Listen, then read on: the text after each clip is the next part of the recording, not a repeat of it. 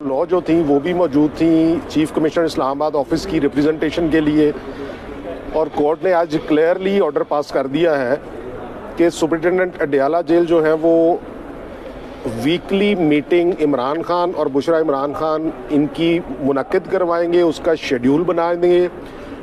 और सेकेंडली वो ईद के दिनों में कोई एक दिन स्पेसिफाई करेंगे जिसमें स्पाउसेस इमरान खान और बुशरा इमरान खान वो दिन इकट्ठे गुजारेंगे जेल प्रेमिसेस में या जिधर भी वो मुनासिब समझे, मनी गाला में, जो स्केजुअल और कन्वीनियंस ऑफ जेल अथॉरिटीज़ होगा।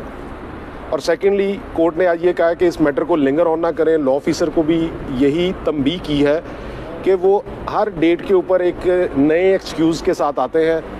तो कोर्ट ने इस पे सख्त बरहमी का इजहार किया और कहा कि अगली तारीख के ऊपर हर हाल में इस केस का फैसला किया जाएगा।